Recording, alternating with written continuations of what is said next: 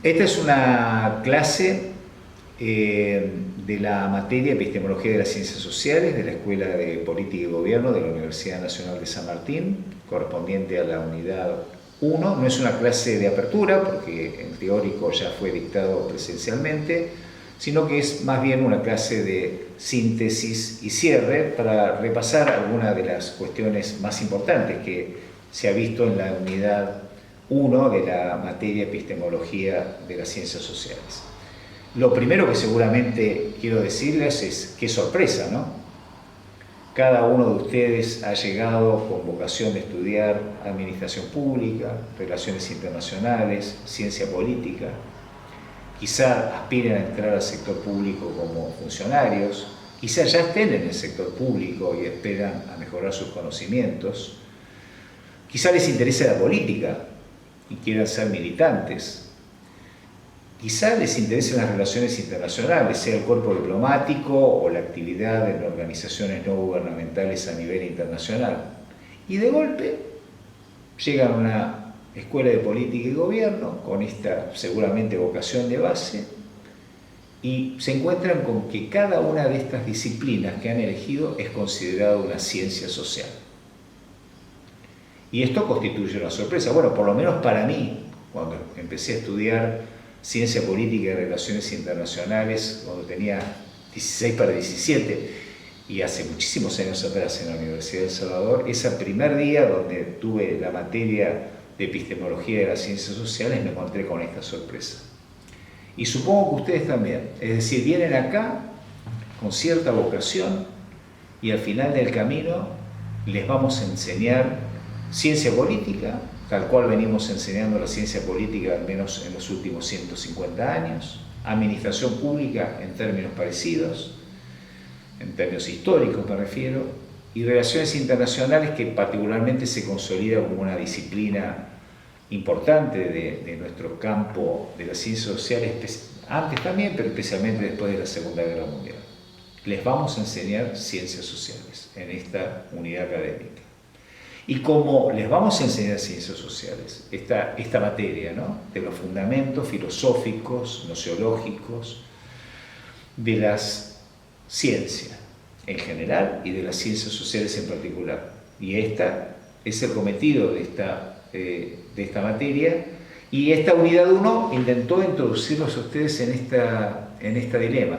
No sin antes lo que ustedes han visto como una suerte de ejercicio práctico, porque efectivamente uno se pregunta, ¿cómo puedo hacerlos reflexionar sobre la ciencia social, sobre la administración pública, sobre la ciencia política, sobre las relaciones internacionales, si estos alumnos de primer año nunca han leído un texto de estas disciplinas? Por eso la materia empezó haciéndoles leer el texto de Pérez Linián sobre el juicio político al presidente, de Huntington sobre el choque de civilizaciones y de Sitkin sobre las comparaciones entre las administraciones públicas de la Argentina y de Brasil. Para que ustedes vean cómo es un paper científico, cómo es el discurso de aquellos que se consideran y se identifican y se reconocen a sí mismos como miembros de una comunidad científica, cómo transmiten sus teorías, cómo transmiten sus generalizaciones empíricas, cómo transmiten sus datos, cómo transmiten sus explicaciones, cómo transmiten sus predicciones o incluso sus recomendaciones prácticas acerca de cómo ciertos temas se resuelven. Si nosotros no los hacíamos leer esos textos, ¿cómo poder reflexionar sobre la producción científico-social? Y bueno, espero que se hayan pegado algunas sorpresas, ¿no?, al hacerlos leer esos textos, particularmente con el texto de Huntington, en un momento donde el texto plantea como las líneas de fractura en el mundo de la civilización eslava y la línea de fractura entre Ucrania oriental y occidental, un texto del año 2001 que se adelanta por lo menos en 13 años al inicio del conflicto y en 20 años a la escalada actual del conflicto. O el texto de Pérez Linián de fines de los 90 que plantea que las crisis políticas en América Latina están tomando otra magnitud y otro tipo y con una intervención de los congresos que anteriormente no existían, porque lo que normalmente había eran golpes militares, y lo que aparece como la intervención de los congresos en juicios políticos al presidente u otras formas de intervención que lo seguimos viendo. Inclusive en estos días estamos viendo una crisis en Perú, no solo con movilizaciones populares, sino con alta intervención del Congreso. Es decir, ¿por qué les hacemos leer esos textos? Porque tienen un intento de generar una teoría sobre estos fenómenos, un intento de generar explicaciones y de alguna manera un intento de generar predicciones. ¿Por qué esto es así? Porque finalmente, al final del camino, lo que en esta materia vemos es cómo se estructura el discurso científico. Es decir, cómo se estructura ese discurso científico en teorías científicas con niveles teóricos, donde aparecen palabras que pueden ser definidas de distinto modo: crisis política, choque de civilizaciones, capacidades estatales, o generalizaciones empíricas, como que en los últimos años ciertas crisis presidenciales han venido suponiendo que los congresos, para salir de las crisis, le hagan juicio político al presidente, o la afirmación de Huntington de que independientemente de que el Estado-Nación siga siendo el principal actor, las líneas de conflicto se plantearán entre civilizaciones, o la generalización de Sitkin de que la ausencia de un servicio civil de carrera en la Argentina, a diferencia del caso brasileño, marca las diferencias en su desarrollo de capacidades estatales. Y datos, porque no solo se trata de hacer afirmaciones generales, sino datos concretos, de casos concretos. Bueno, entonces los hacemos ver ver esa reflexión sobre la estructura de las teorías y de cómo se vinculan los distintos niveles, incluso con algo que es muy propio de las ciencias sociales, que es el nivel metateórico, de imágenes que tenemos del mundo, la sociedad como un sistema, como una balanza. En política exterior, en relaciones internacionales se usa mucho la imagen de la balanza, en ciencia política o en administración pública la imagen del sistema. Por lo tanto, ese nivel que va un poco más allá de la teoría, casi, uno diría casi desde el punto de vista filosófico e ideológico, y que fuente de ideas, nos lleva también a una particularidad de las ciencias sociales. Y esa particularidad de las ciencias sociales es la que tiene que ver con enfoque o ángulo. Pero antes de retirarme de esto, claramente lo que se nos plantea es el problema metodológico. ¿Cómo se llega a esa estructura? ¿Se llega de los datos a esa estructura conceptual o por hipótesis y deducción a buscar los datos? Bueno, esto formará parte de una parte muy significativa, como veremos, de nuestra materia. Como todo el otro debate, ¿es solamente esto o hay ángulo de mirada? Hay paradigmas, hay filosofías que influyen, ideologías, perspectivas. No solo lo plantearon los filósofos de la ciencia, históricamente lo planteó Max Weber, el gran sociólogo.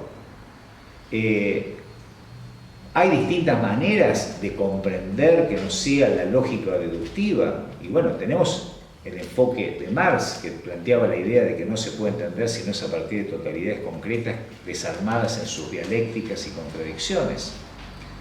Y luego tenemos otras ideas de la ciencia en general con impacto en las ciencias sociales, y es que finalmente lo que se sigue son programas de investigación a lo largo de cierto tiempo mientras funcionan. Bueno, todo esto nos muestra una enorme complejidad de la importancia de la epistemología para reflexionar el carácter de las disciplinas científicas sobre las cuales ustedes van a ser formados para finalmente ser profesionales en alguno de estos campos. Dedíquense a la investigación científica o no, pero los vamos a formar en ciencia social.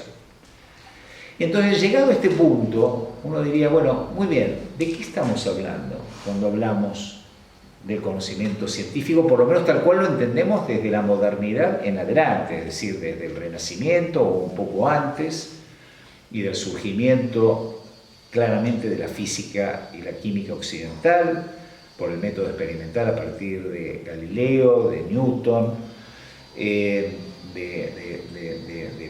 los primeros físicos y astrónomos, o de los biólogos, o de los evolucionistas como Darwin, que finalmente terminó impactando la manera de entender aquellas disciplinas que, uno puede decir, ya vienen desde la época de Aristóteles, ¿no es cierto?, pero aquellas disciplinas como la ciencia política o el surgimiento de las nuevas, como la sociología o la antropología, o aquellos campos disciplinares como la administración pública o las relaciones internacionales. Bueno, estamos hablando de un conocimiento empírico, es decir, basado en datos, no simplemente en el pensamiento.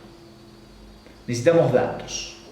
¿Cómo construimos esos datos? Es todo un debate, no solo de carácter metodológico, sino también de carácter filosófico y epistemológico. Es teórico o hipotético, es decir, intentamos llegar a un tipo de lenguaje más alto cuando hablamos de burocracia, cuando hablamos de legitimidad, cuando hablamos de carisma, cuando hablamos de equilibrios de poder, un lenguaje teórico que a su vez nos permite generar hipótesis explicativas y predictivas y que nos permite analizar. Es decir, el conocimiento científico moderno separa factores, separa variables, no está todo mezclado, se intenta saber qué factores están interviniendo en un cierto conjunto dado de fenómenos empíricos, distinguirlos y distinguirlos en sus relaciones. Además es un conocimiento especializado, ¿no? Si bien uno puede saltar de un lugar a otro, yo de hecho, por ejemplo, soy bachiller en ciencia política, soy licenciado en Relaciones Internacionales, me he dedicado a la administración pública, he cultivado la epistemología de la ciencia, soy doctor en sociología, es decir, uno va y viene entre las disciplinas, pero es un conocimiento especializado. No hay un conocimiento como la antigua filosofía griega, digamos, está como especializado. Luego, intenta no tener vaguedades ni ambigüedades, es decir, lo más claro y preciso posible, sacando la ambigüedad y la vaguedad que caracteriza al lenguaje cotidiano, porque necesitamos que los miembros de una comunidad científica se pongan de acuerdo en los términos que están utilizando y en la forma de medir ciertos conceptos finalmente en la realidad. A partir de esto, claramente, el conocimiento científico es un conocimiento orientado por problemas, es decir, por incógnitas. ¿Qué es lo que no sabemos? ¿O sobre qué fenómeno no tenemos una buena explicación? ¿Cuáles son los hechos no explicados? Eso es lo que importa a la ciencia, ¿no es cierto? Y por lo tanto, a partir de allí, hay siempre un fenómeno. Bueno, clasificamos los hechos, los medimos, quizá aparecen hechos nuevos, hechos no explicados, o construimos de una manera distinta por el concepto hechos nuevos, y eso es lo que nos caracteriza, digamos, ¿no? Es decir, siempre referirnos a los datos. ¿Por qué? Porque queremos de una u otra manera probar frente a nuestros pares, frente a nuestros colegas, frente a los miembros de otra comunidad científica, que nuestras afirmaciones analíticas y de datos sobre los hechos y las construcciones explicativas teóricas que tenemos son plausibles. Por eso es comunicable. ¿Qué significa? Se transmite en libros, se transmite en ponencias en congreso o en artículos como los que ustedes han leído. Y es comunicable porque en realidad tiene la pretensión de que sea verificable o falsable por otros colegas. Si no es comunicable, si no está puesto por escrito, ¿cómo otros colegas van a criticarnos? ¿Cómo otros colegas van a volver a medir esos datos a ver si nuestros datos están bien? Y por lo tanto hay que comunicar, hay que mostrar los datos, tiene que ser sometida a la crítica de otros en congresos porque publicamos un libro, porque publicamos en una revista. Y los otros colegas tienen que poder de alguna manera seguir el método de investigación. El método es todo un capítulo. ¿Cuál es el método? De lo particular a lo general, de lo general a lo particular. Hay otros criterios metodológicos de carácter analógico. Hay algunos propios de las ciencias sociales, como la comprensión del sentido o la captación de totalidades concretas contradictorias, como planteaba Marx. Pero bueno, en todo caso, cualquiera sean los distintos maneras de resolver filosóficamente la naturaleza de ese conocimiento, al final de camino se trata de que éste sea formulado de manera sistemática, con alguna manera de expresarlo en leyes de carácter científico, en generalizaciones sobre datos y en datos concretos y específicos. Eso es lo que nos caracteriza a la ciencia en general y a las ciencias sociales también en particular. De esta manera las teorías científicas se estructuran y se estructuran por niveles lógicos de alguna manera.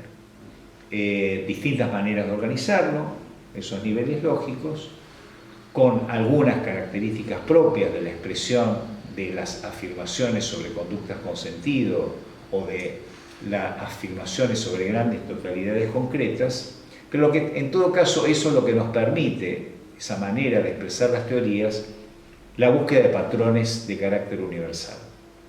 Cuando uno dice universal, está diciendo de carácter general. Uno lo puede decir para América Latina, para todo el mundo, para la Argentina, para la comparación Argentina-Brasil, pero esa es la naturaleza de lo universal, que podamos para ciertos conjuntos de fenómenos expresarlo en algún patrón legal, en alguna ley científica, en alguna hipótesis científica de la que se derivan generalizaciones sobre datos que tenemos y finalmente que estas generalizaciones tengan los datos particulares que efectivamente los sustentan.